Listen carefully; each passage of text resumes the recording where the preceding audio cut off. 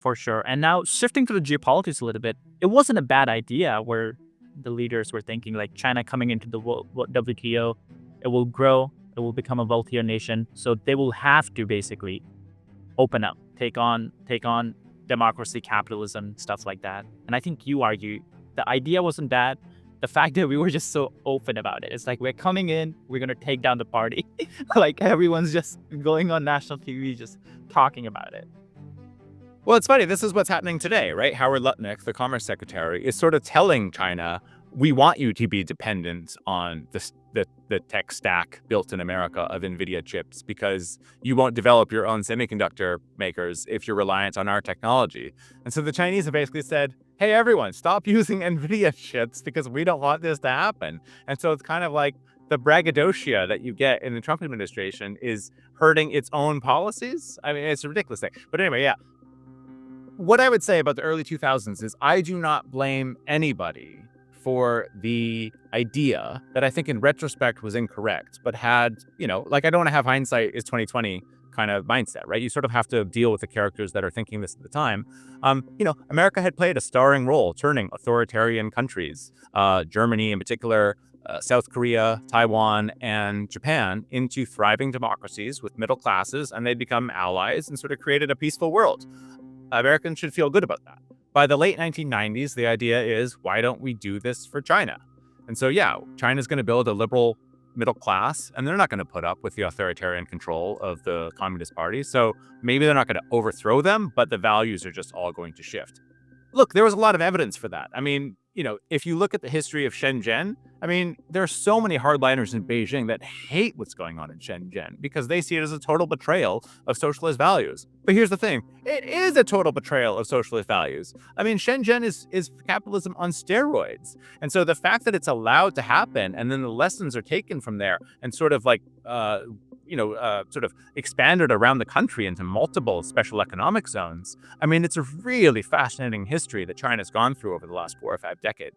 And so, you had ample evidence to believe that China was really heading in that direction and that by encouraging them, we were doing something good for ourselves, but also for them. I mean, even in the 80s, Ronald Reagan was talking about China as a so-called communist country because he really thought they weren't shackled by communism anymore. They were so clearly on a march to liberal democracy. Now, it hasn't turned out that way, but what's interesting to understand, or what's necessary to understand, is like Apple's earliest years of really setting up production lines in China, that is the China they're dealing with. They're not dealing with Xi Jinping. They're dealing with like a multinational playground type idea where anything can get done. And it seems like they're playing in this geopolitical narrative where everything is sort of improving and getting more liberal. So they don't have geopolitical strategists on the ground learning Mandarin and pontificating matters of state. They're just riding this wave. And the whole idea is the unipolar moment of America is the only power. This is the end of history idea. Everyone's on the march to some sort of like social liberal utopia or whatever. And it doesn't play out that way. And that's why the book becomes so interesting, because it's a corporate history that turns geopolitical real quick. For sure. And I think, this is kind of like just speculating. My theory is the reason it didn't work out, because usually it does work out. People get richer. They get more say in how countries run. But a lot of the people getting richer were part of the party. So that's why the party is not getting weaker. Would you say that? That's just my theory. It's not like I have more evidence behind it. I mean, to be fair, the number of people taken out of poverty in China over the last 3 decades is hundreds of millions. So it's not as though the concentration of wealth is just in the top 1% or something. I mean, loads and loads of people are able to become wealthy. And even if, it depends on your definition of wealth, but also are able to come into the middle class. I mean, to read the histories of China in the 60s and 70s is to read about you think you're on a different continent. I mean, by the time Mao dies, China is poorer than sub-Saharan Africa. So I don't want to just say it's the top people, but yes, in retrospect, we thought we were investing in a country so that they would overturn their rulers. And instead, we absolutely empowered their rulers. And they were able to use it. What people say is that the Chinese social contract is, okay, you don't have freedom of speech, you don't have certain values, but we're going to improve the economy for you. And, China hasn't had like a genuine recession of, below 0% growth for decades. I mean, they've actually fulfilled that contract, and Western corporations and foreign direct investment has actually very much helped in that regard. And so it's actually helped the CCP narrative to their own people of, look how much we're doing for you. That's fascinating. I mean, there's just all kinds of interesting stuff here. And I've never heard anyone say they didn't want to read the book because they don't know much about China or something like that. But I think there's a lot of hand-holding that I had to do myself. I mean, I had to learn it myself just to be able to teach it. I mean, I lived in Hong Kong and read a lot about China. But the whole hope of the book was to sort of get people more interested in China itself, in China-US tech rivalry, and then just use Apple as a sexy vehicle to drive through that narrative. Because if you're just reading about Apple characters, it's sort of tangible and close to you the whole time. But actually what you're learning about is probably a country that is ridiculously important, but most readers probably don't have a lot of background reading in. So you don't have to be a China expert I'm not a China expert to read the book, but hopefully you'll get quite a bit out of it through that narrative. Luckily, our audience is probably like higher than average knowledge of China. And another quick question, by the way, a lot of the companies going into China were joint ventures. That's something the CCP required, but Apple wasn't. Why? I couldn't figure out why that was like a straight reason.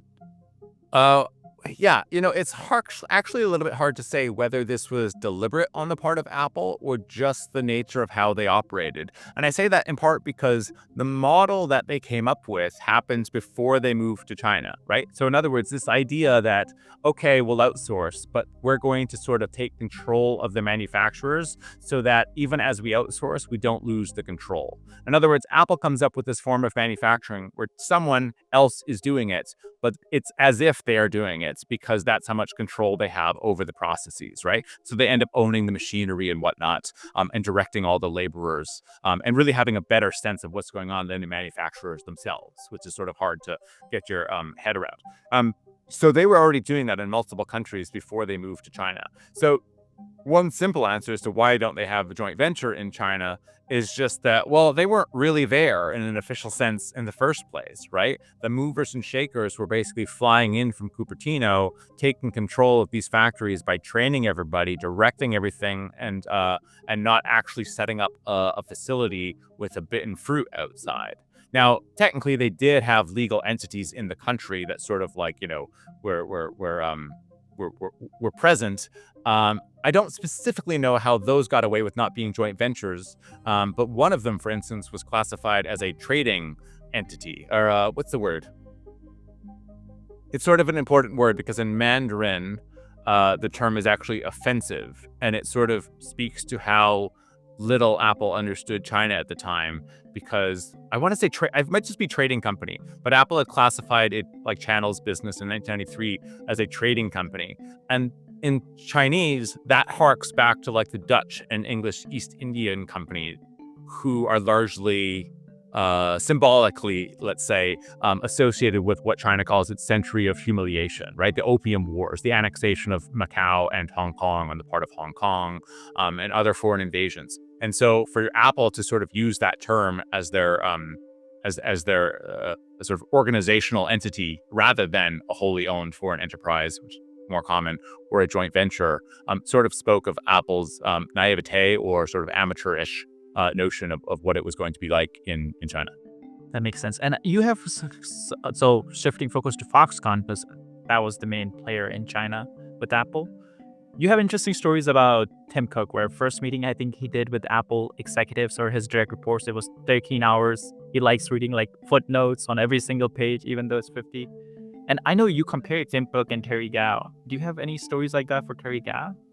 I don't have stories of Terry Gou in terms of like his, attention to detail. I mean, what people need to know about him is that his hero is Genghis Khan, and he runs his factories with a military-like efficiency. And I want to be clear, you could use that as a criticism. But the other thing worth knowing is that the people that are being housed in the Foxconn dormitories and going to work, they're coming largely from Western China, where other opportunity would have been working in the agricultural fields, right? These aren't people with like a deep education in engineering or something, certainly not at first. And so there's a certain sense, and you can see this in the academic literature, you had to run it like a military because that was the only way to sort of keep people in line and actually understand the orders that you were giving them and everything. And Terry Guo ends up having like 1 million people working for Foxconn, I think as early as 2002. I mean, it's more than 1 million people today, but it ratchets it up to that sort of level pretty early. So I think 2001 is the first year in which Foxconn becomes China's biggest exporter. Right, so they are massive. I mean, they first go to China in 1987, but they just begin this like low value assembly. And then what Terry understands better than anybody else is that the value of working for Apple is the learning, because Apple will come train your entire workforce to meet its quality level. And nobody else is really doing that. So when Apple wants to build the iMac, they actually get rejected by multiple contract manufacturers, the Taiwanese ones, because they see Apple as arrogant in the superiority of its designs, and frankly frustrating in the sense that they're not generous with money. There's no bonuses working on the Apple line, and they have such intricate designs and such complex designs that fulfilling their requests is like maddening and requires, all sorts of different hours. I mean, I talked to contract manufacturers who an Apple engineer would come over and they would just be sitting in a corner crying because they were, at the wit's end, trying to fulfill Apple's demands, and they were just finding it too difficult. So other contract manufacturers basically look at this and say, I don't want to touch Apple. I don't want to work with them. Terry Guo understands that the challenge is the opportunity, because if you can fulfill Apple's demands, you can fulfill anybody's demands. I mean, what Dell or HP asks us to do is it's such like fractional difficulty versus what Apple's demanding, that if you can basically have your team train with Apple and then go fulfill the orders for HP or Compaq, it's going to be easy peasy for everybody. And so that's how Foxconn sort of learns and is able to sort of move up the value chain, et cetera, that they take their training with Apple and they supply that to other component makers. By the way, just to get ahead of myself in the narrative, this is why Apple ends up having such a dramatic impact, not just on Foxconn, but on China, because the training that they give is so world leading that once contract manufacturers and other suppliers, and you have to understand that Apple trains at multiple levels down the supply chain, right? Goes down 4 tiers. What do you do with those skill sets once Apple has taught them to you, right? In other words, if I'm Lens, which is a company in Shenzhen that sort of cuts, tempers, shapes, and etches and places the glass onto the iPhone, right, after it comes from Corning in Kentucky, well, once I have that skill set, what do I do but call up Huawei, Oppo, Vivo, Xiaomi, and say, hey, are you guys taking smartphones? Because we're really good at this glass performance thing that Apple taught us to do. And so Apple doesn't just sort of give birth to the smartphone supply chain. It gives birth to the whole industry, because its big rivals now in China, the ones I just named, are all the beneficiaries of Apple training up hundreds of factories on every facet of how to do the iPhone business. Apple's is going great. Apple's not really at fault. They think they're actually running China, right? Until 2013, it seems like China is serving Apple. They don't realize that they're serving China. But Xi comes in power, or Xi takes over the presidency, I guess, whichever way you want to look at it. And things happen right when he takes over. Can you explain what happens? And was that coincidence, or was that Xi like sending a message to everyone?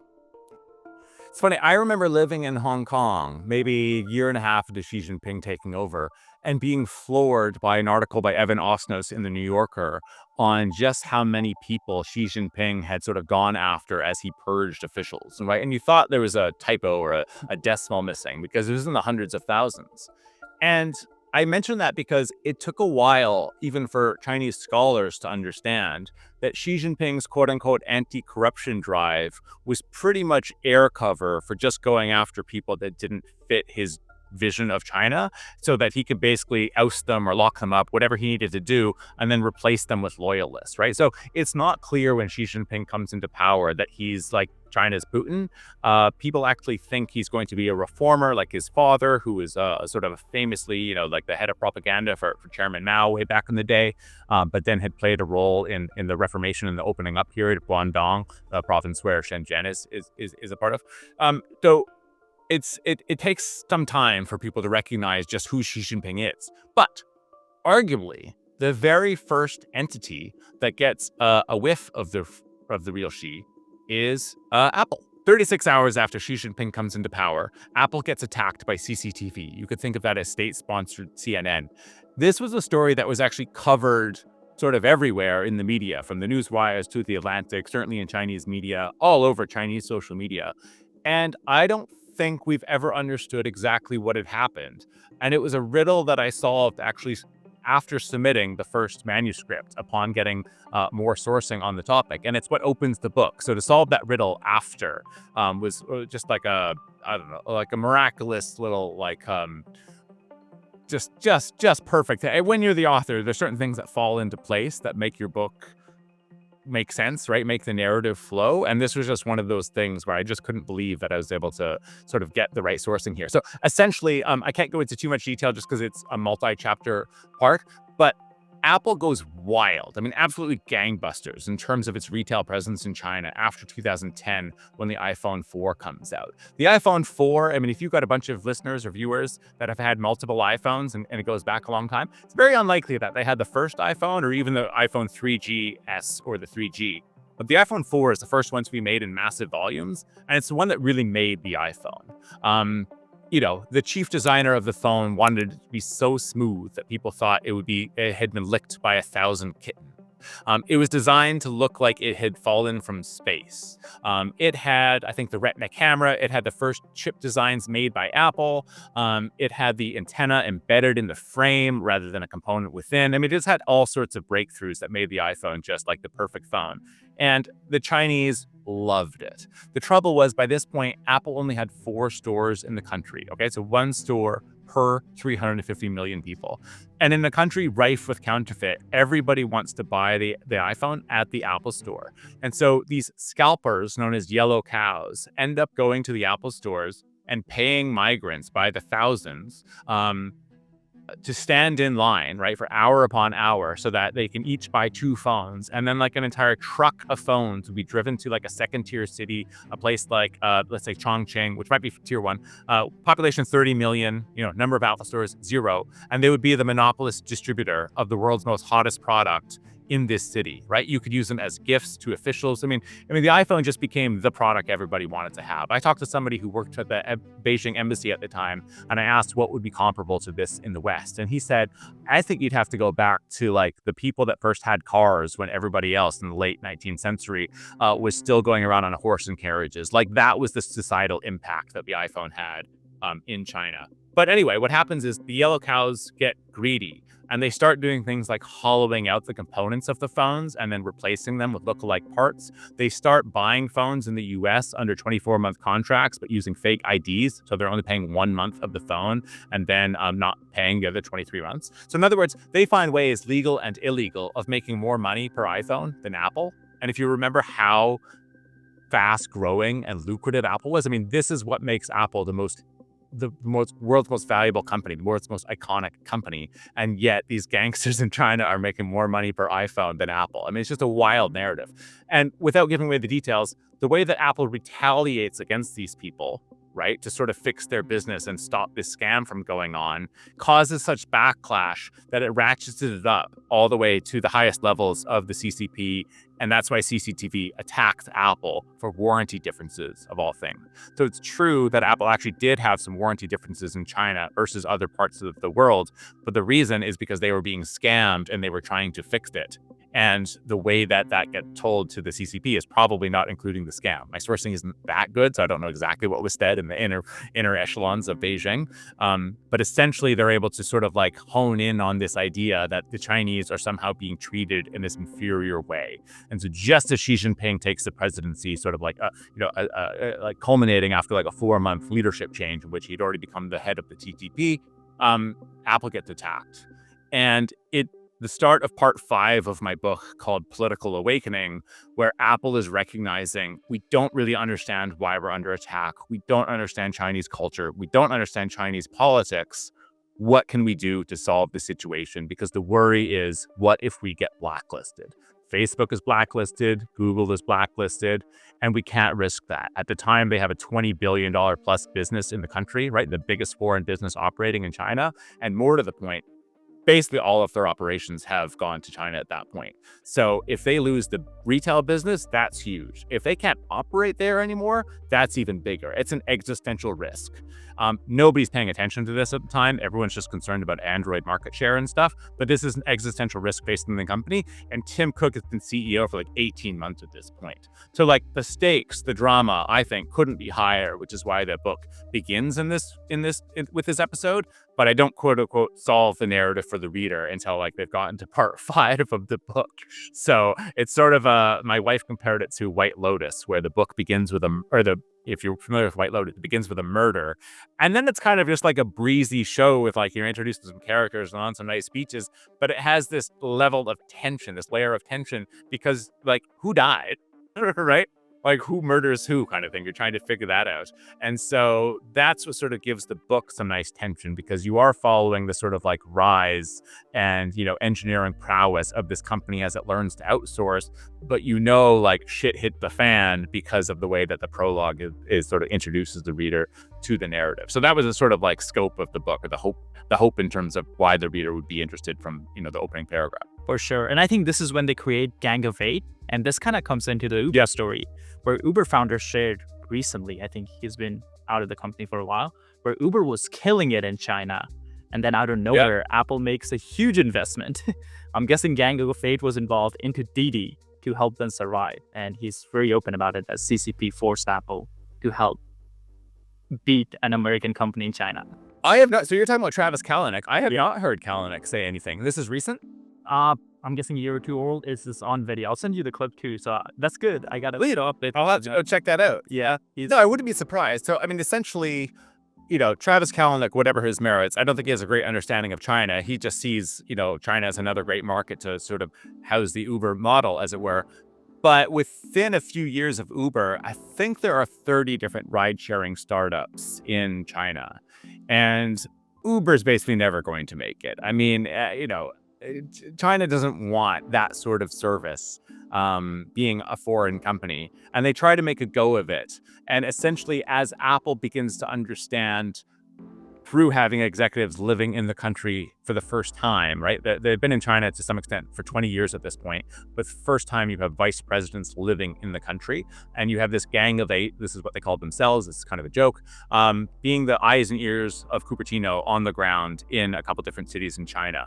And they're the ones who begin to sort of figure out like what is their pathway to remove obstacles, so that not just Beijing, but local cadres at a number of different municipalities in China begin to sort of see Apple as their friend rather than just this foreign exploitative company. So they have a big task, and it's a small team, and the Gang of Eight had ever been mentioned before. I mean, this is a pretty novel narrative, and this is all housed in the part of the book called Political Awakening, where Apple's basically trying to learn the game of Chinese politics. And yeah, among the things they do is they invest $1 billion to Didi, the sort of preeminent Chinese competitor to Uber, which has its own problems later on because it lists on the Hong Kong market, in a sense, in defiance of Beijing, and their shares fall, I think, 80%. But anyway, I'm fast forwarding. Just lots of interesting things about that. The other thing they do is basically Tim Cook goes to Zhangjiang, the citadel of communist power, and pledges in May 2016 to invest $275 billion into China. And that's such a staggeringly large number that it's mind-boggling to comprehend. And so, as a reporter, my advice to other reporters is when numbers are really big, you have to give some sort of comparison, because otherwise the human mind just sort of glazes over. Okay, big number. But what's the difference between 275 million and 275 billion? It's kind of hard to fathom. And so I went looking for other corporate spending programs, either at home or abroad or whatever, just to make some comparison. And I couldn't find any. And so I thought, well, this really is like a nation building effort insofar as they're investing in hundreds of factories where they're training up these employees. So a mind-boggling stat is that Apple has 3 million employees indirectly working for it in China, whereas all Chinese 1.4 billion people has on American job creation is as little as 1 million and as high as 2.6 million. In other words, one entity in America has more impact on Chinese job creation than all of Chinese demand has on American job creation, right? When you understand that kind of statistic, then you begin to think, wow, Apple kind of is like a government in terms of its influence. And so I started looking at nation building efforts as a way of making the comparison, because corporate ones were sort of paling in significance. And so I went to go look at the Marshall Plan, converting it to 2015 dollars, to think that maybe Apple is a quarter of the Marshall Plan, maybe it's a half of the Marshall Plan, and that would resonate with readers. And instead, I realized that Apple's investment from 2016 to 2021, roughly comparable in terms of the years 1948 to 1952, they were spending double what the Marshall Plan was spending. And the Marshall Plan, if you remember, that's 16 countries, right? That's America and some allies spending on 16 countries in Europe versus Apple spending in one. And the Marshall Plan is like food aid, right? Half of the spending in the first year is just food aid. It's agricultural, it's highways, it's ports. It's multiple industries. Apple's spending in China is, of course, exclusively on the high-end electronics industry, which China scholar Barry Naughton has called the most important thing to Xi Jinping. And so once you put that together, you realize, like, holy shit, Apple is the biggest supporter of Made in China 2025, Xi Jinping's ambitious plan from a decade ago to sever China's reliance on Western robotics, semiconductors, high-end electronics, and some things that obviously Apple doesn't play a role in, like pharmaceuticals and biotech. But nobody was spending or investing the type of dollars that Apple was spending. And so it's inadvertent to some degree. I mean, I want to be clear, this is not a quid pro quo. Apple is basically pledging what they're already investing on an annual basis. It's just the nature of how their business operates. But nobody in Beijing understood that because they're a secretive organization who hadn't broadcast it. And even when they sign the deal, they don't broadcast it. I say that if Tim Cook had done a press conference from Zhongnanhai, it would have been corporate suicide because it coincided with Donald Trump and his America First platform as he campaigned for president. And he was even telling his supporters to boycott Apple for some different issues and forcing Apple, at least as he pledged, if he became president, to build in America. So the dynamics that Tim Cook and Apple are having to figure out where where the United States is sort of turning towards Donald Trump and becoming more inward and a little more unhappy with the system that was set up after World War II. And all that's happening just as Xi Jinping is pulling Apple in a different direction as the country turns more belligerent and authoritarian, demanding that Apple do things more in China for China. And so the sort of statesmanship of Tim Cook gets developed in these stages because that's not what he's hired to do in 1998. It's not why he becomes CEO in 2011, but it becomes arguably the most important thing that he has to do as a leader of the company because Apple has just become so enormous. Perfect. Yeah, we can end it unless you want to talk about Isabel Mai. Up to you. Either way is with me. Yeah, no, that's okay. It's sort of too much of a Perfect. additional thing. Thank you so But I hope much. you got your I got everything. claims or whatever. Yeah, we'll make sure it's worth your while. I think we'll give out 10 books to the as commenters or something. So hopefully we get more views. Yeah. Thank you so much for your time. I apologize for taking extra 20 minutes. That's okay. I think I was late to the call as well, so it Pretty wouldn't. good. Yeah, it got really good. Even educational too. I learned a lot about just business stuff. Yeah, that's awesome. I mean, I learned so much in the process. So I remember submitting the manuscript thinking, like, if my editor doesn't like this or if readers don't like this, like, fuck me, I've really failed, because I felt that I had got such a good education in my research period that if I had sort of failed to like convey my own learning, my own excitement about the topic to the reader, then the onus was entirely on me, because I just remember my jaw being on the floor as most of the Apple people. Also, it's so Unlike the others. scale. Yeah, Apple's. I know. Yeah. Well, sorry. I thought you meant the scale, like the scope of the book, because what I was saying of is my. Three different things. I'll pause it so it uploads while we're still talking. Yeah. Oh, that's okay. Yeah, sure.